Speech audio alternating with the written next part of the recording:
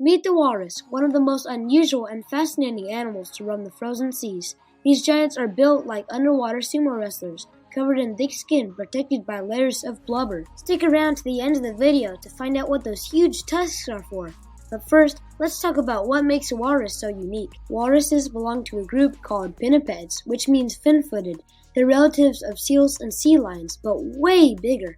Unlike whales or dolphins, they split their time between land and sea, meaning they need to come onto ice or shore to rest, breed, and take care of their young. A full-grown male, which is called a bull, is exactly what it sounds like. These massive males can weigh up to 4,000 pounds, about the same as a car. Females are smaller, but they still can weigh up to 2,700 pounds. And despite walruses' chunky appearance, these Arctic tanks can actually swim gracefully, using their powerful flippers to glide through the water. Now, how do they survive the bone-chilling temperatures of the Arctic? Blubber! Walruses have up to 6 inches of thick fat under their skin. This acts like a natural wetsuit, keeping them warm and buoyant in the freezing water. Even in temperatures as low as -95 degrees, a walrus won't freeze. Alright, time for some true or false trivia. Try to guess before I reveal the answer. Walruses use their tusks to spear predators.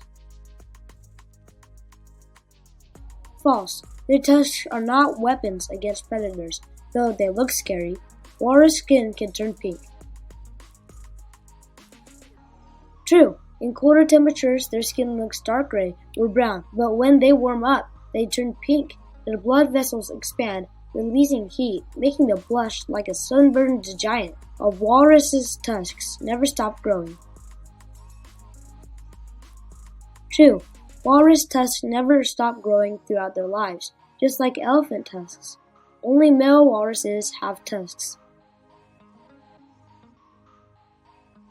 False. Both males and females have tusks, though males tend to have longer and thicker ones. That is the end of our trivia. Make sure to let us know how many questions you got right in the comments below. And if you got all of them right, great job! Walruses use their whiskers to detect even the tiniest movements on the ocean floor.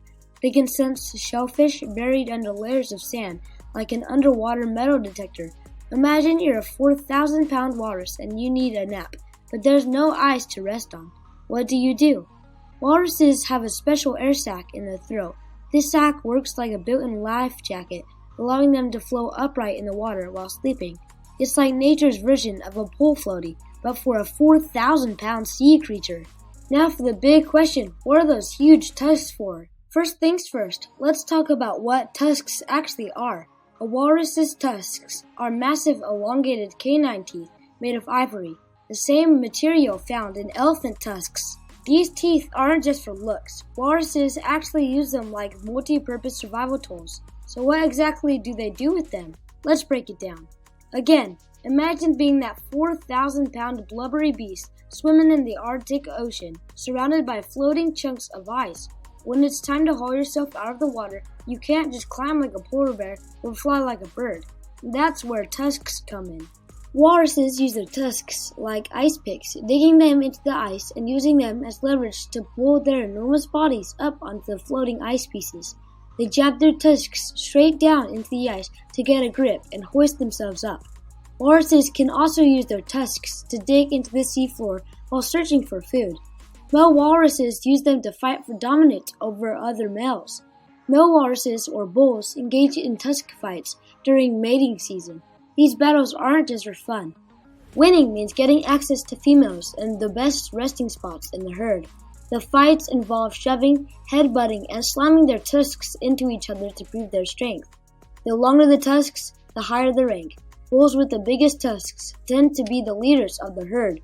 So what if a walrus breaks a tusk in battle or even loses both tusks? Well, it's bad news. A walrus without tusks will struggle to pull itself onto ice, meaning it has to stay in the water more often.